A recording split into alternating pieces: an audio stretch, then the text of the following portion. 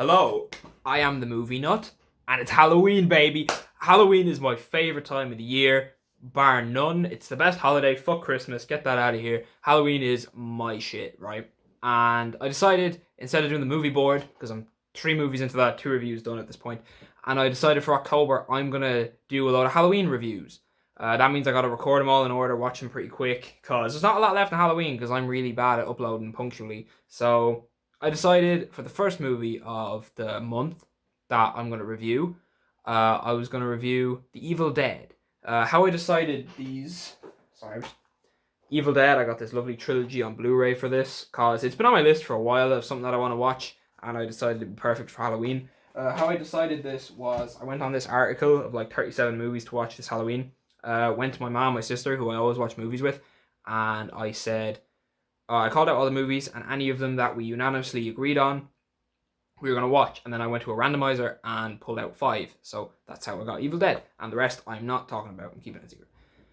So, Evil Dead. Normally, I write down things I like about a movie, things I dislike about a movie. I'm not doing that this week. I'm going to gush about the movie for however long this video is, and then tell you why I think it's fucking incredible and everyone needs to watch it. So, The Evil Dead is basically the original Cabin in the Woods movie. 5 teenagers go up to the, well, they're supposed to be teenagers, they look old as shit though.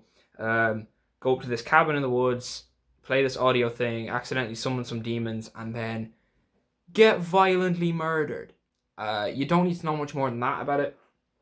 Obviously, everyone knows the Bruce Campbell groovy shit, like that's what's famous about these movies.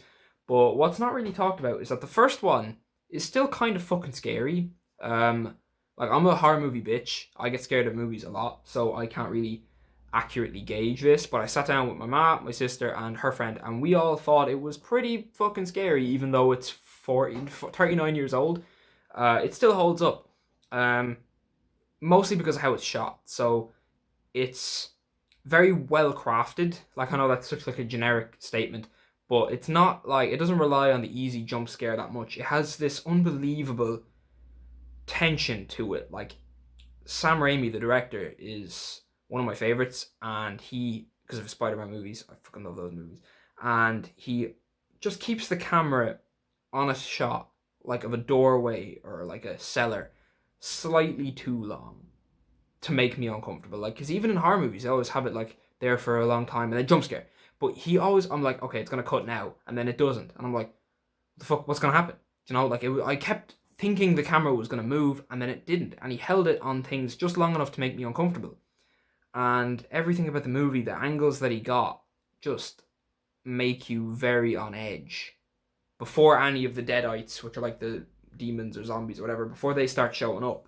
Everything about it is just so unsettling first. The acting is not the best, but it adds to the charm of it in a sense. It adds to that goofy sort of bizarre quality to the movie that I really liked. The set itself, like the cabin's really small, but they use the space really well. It adds, again, you know, it's really claustrophobic because they can't leave the forest, and all they had really to work with was like a car, a forest, and a cabin, and they use it all excellently, in my opinion. Bruce Campbell is the leading man. Ash Williams is obviously fantastic in this. This is the role that made him famous. Enough has been said about him. I like how at the start, like if you don't know anything about these movies, he kind of comes across as the dead meat character, but obviously he isn't. And he's so good in this role. He throws himself around the set. I'd say he injured the shit out of himself doing this movie. And of course, now the highlight of the movie is the practical effects and the gore. All stop motion, all props and corn flour and or corn syrup and coffee and red food coloring, and so much practical blood was used in this movie.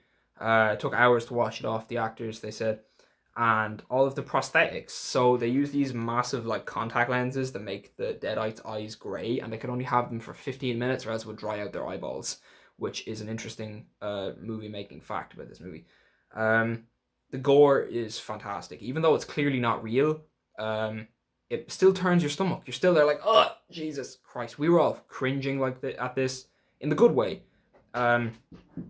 It's definitely like, it's obviously cheaply made, but I'm astounded at how none of that matters. The movie feels cheap, but like it was a stylistic choice. It's the passion comes out of every frame of this movie. It's also only an hour and a half. I don't like when horror movies are too long because eventually they just stop scaring me and start boring me. I think an hour and a half is a perfect length for a horror movie.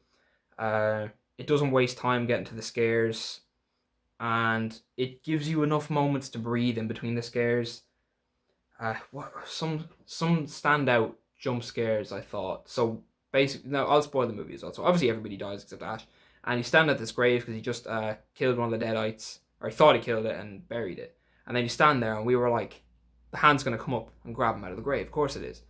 But it waited just long enough that we thought, oh wait, fuck, maybe they're actually not gonna do that. And then boom, hand comes up, and I don't know why, because horror is all about timing for me. So I thought it was gonna happen. Like I knew it was. I called it, but it didn't happen when I thought it was gonna. It got me.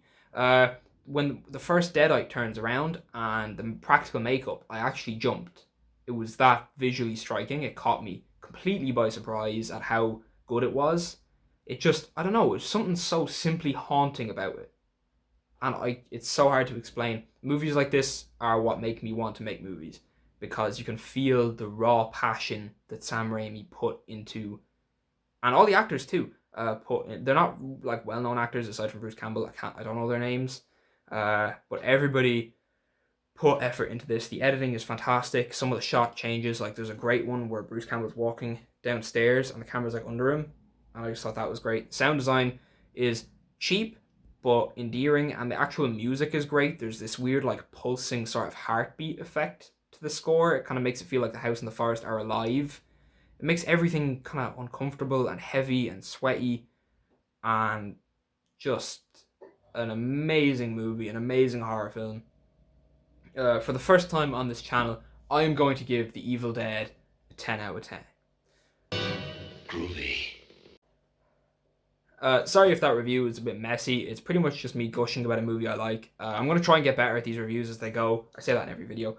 But, like, again, I haven't been doing this that long, so, you know, bear with me.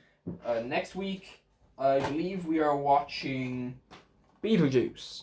Not a horror movie, but it is a Halloween movie, and I've never seen it, so I'm excited to get into that, and I should have that review up for you in a couple of days' time. So, you know, I am the Movie Nut. Hope you guys enjoyed, and I will see you in the next one. Peace.